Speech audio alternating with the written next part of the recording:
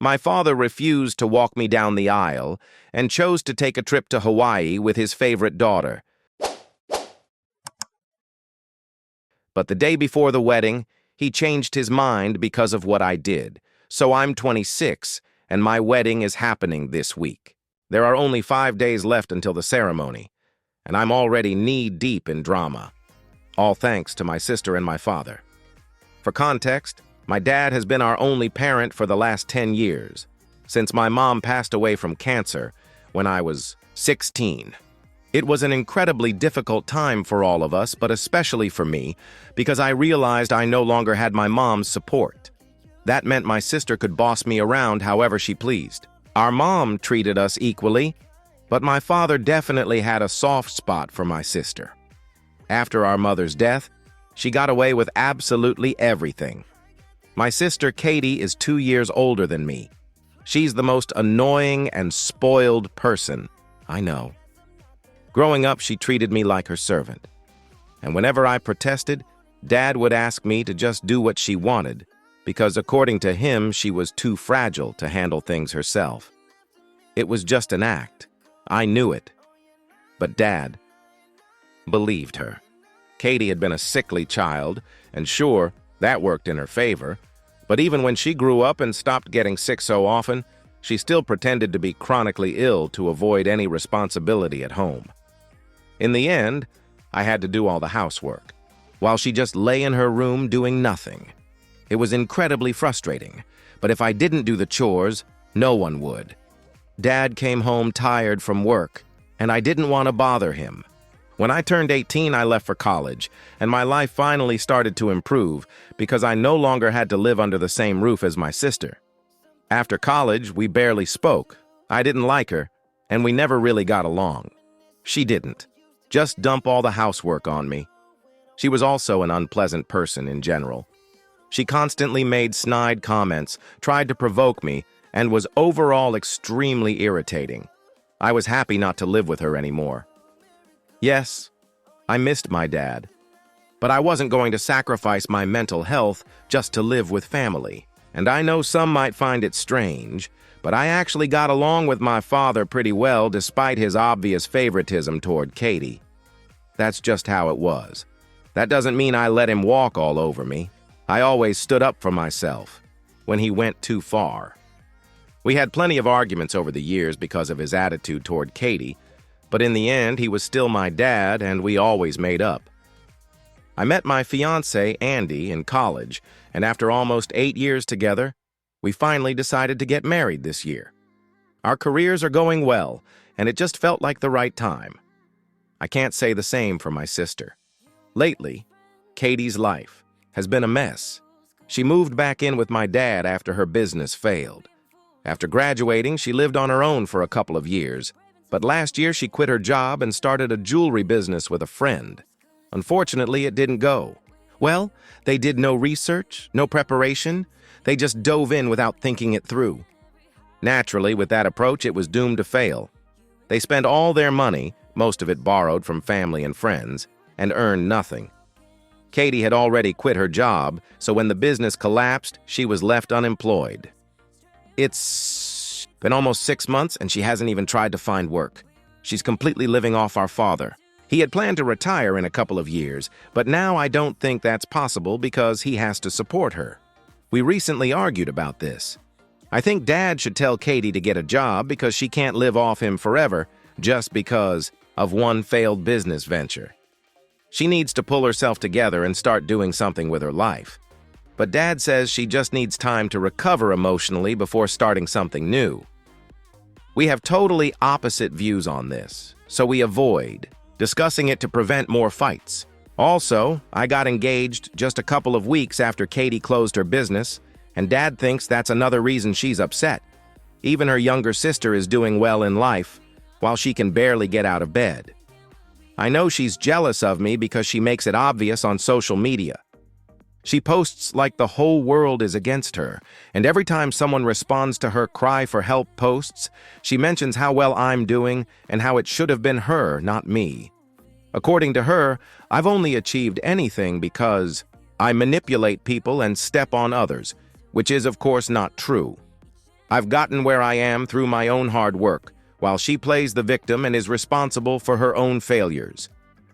The only exception might be something that happened 3 weeks ago.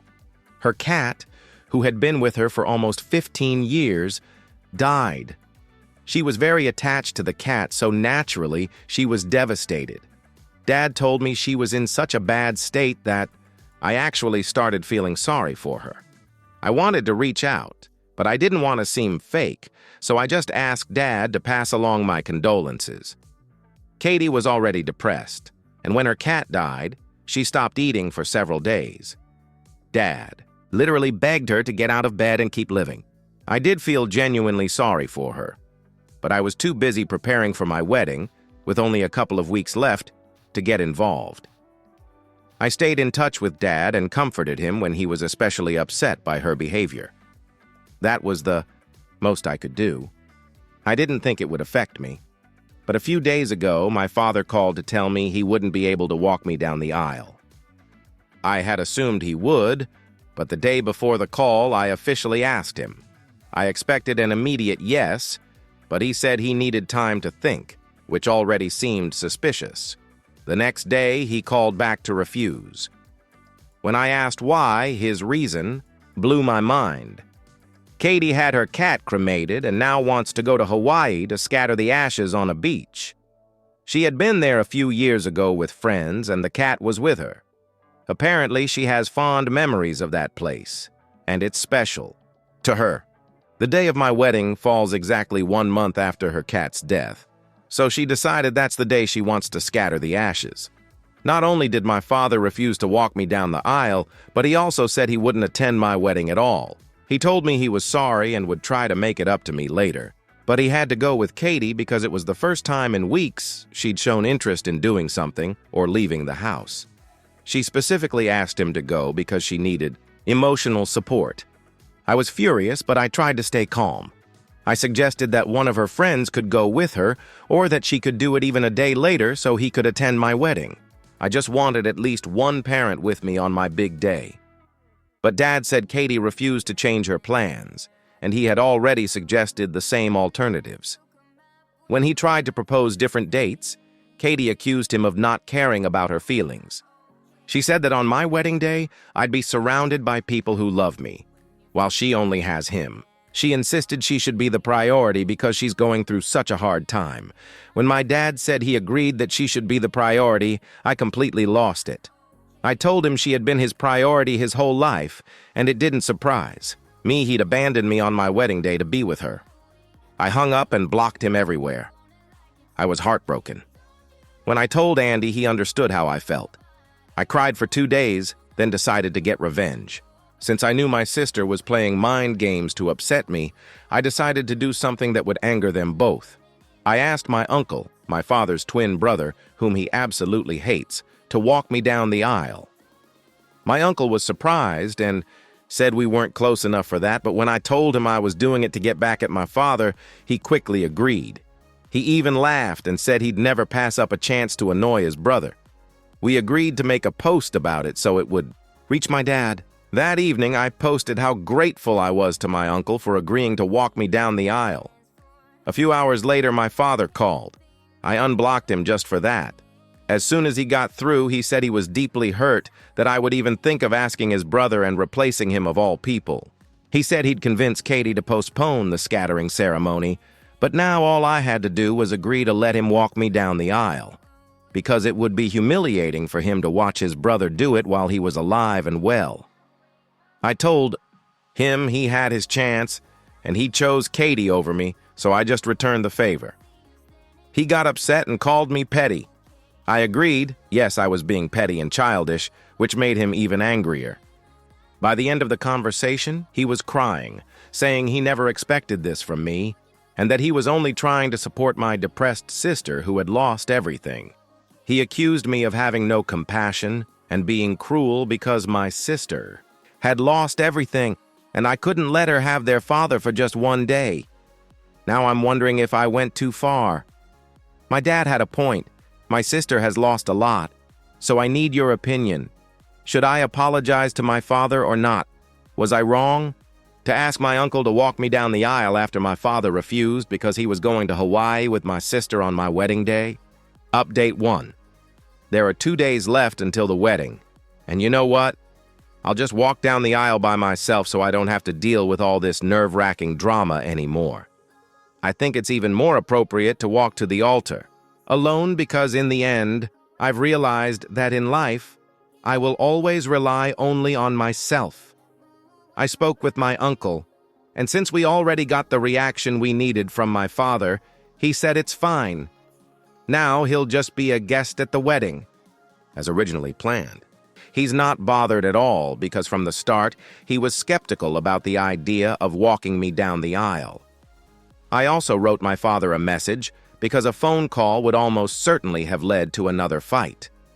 In the message, I told him that if he wants to come to the wedding, he can, but he doesn't need to walk me down the aisle.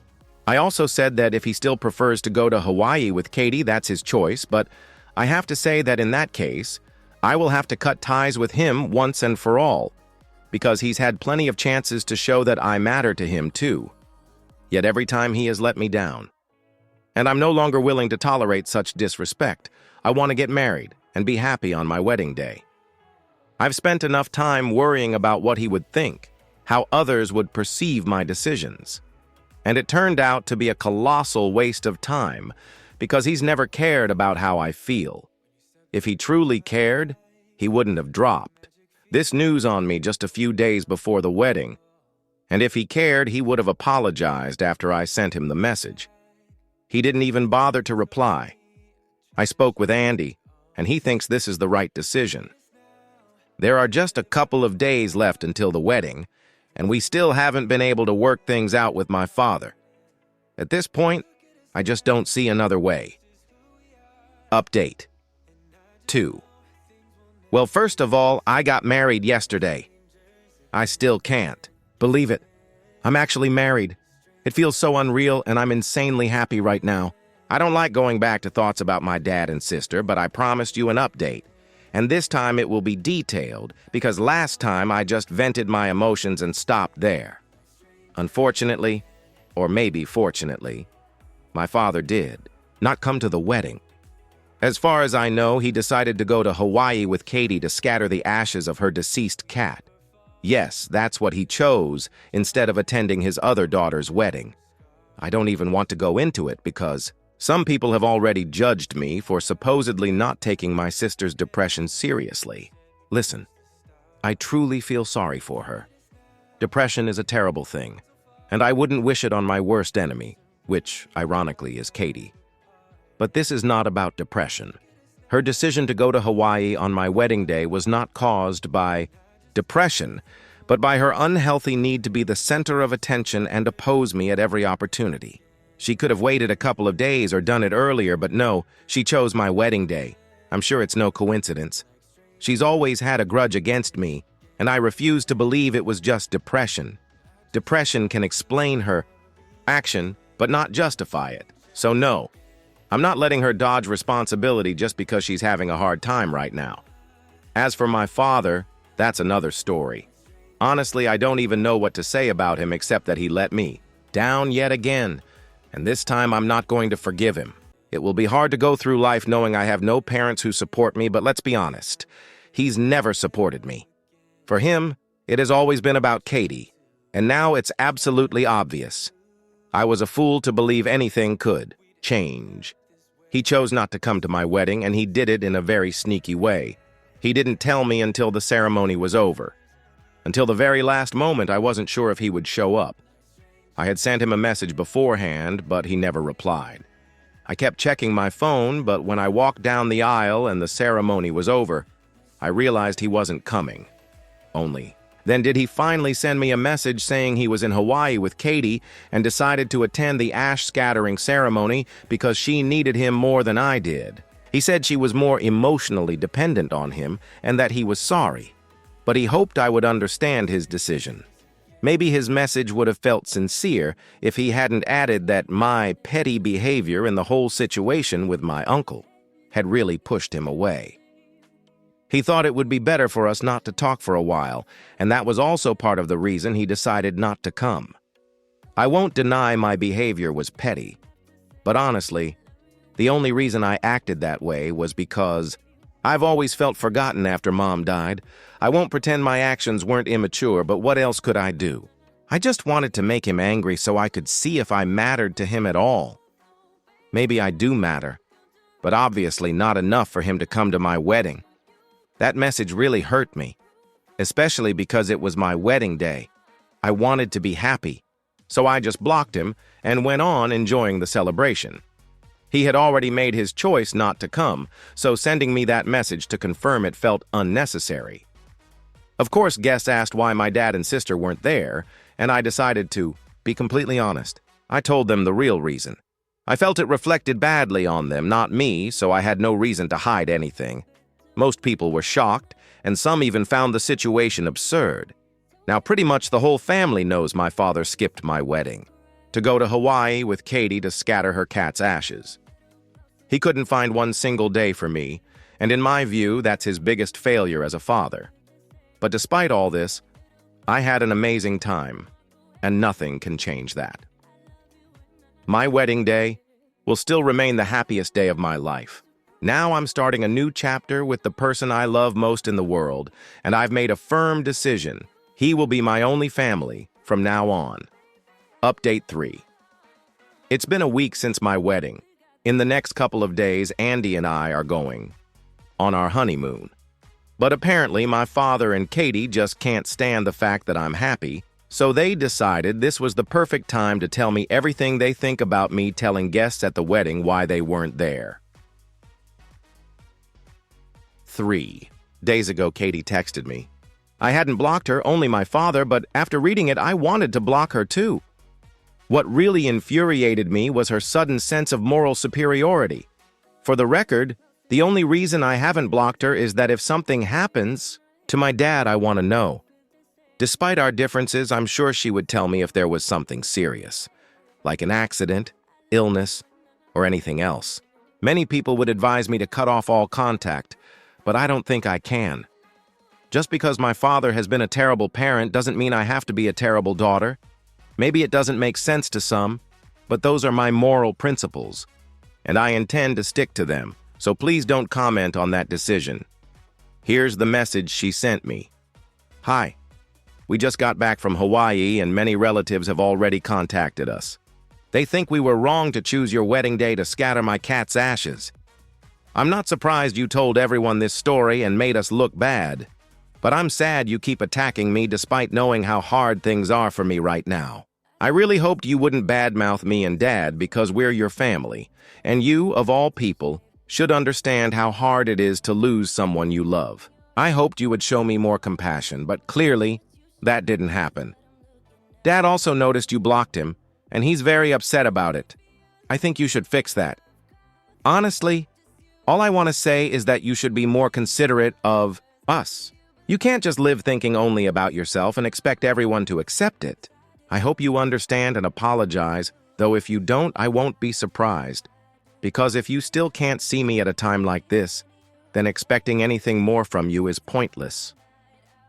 This text infuriated me, not just because of its patronizing tone, but also because of the complete lack of self-awareness. She paints herself as a victim without even thinking about what I've been through.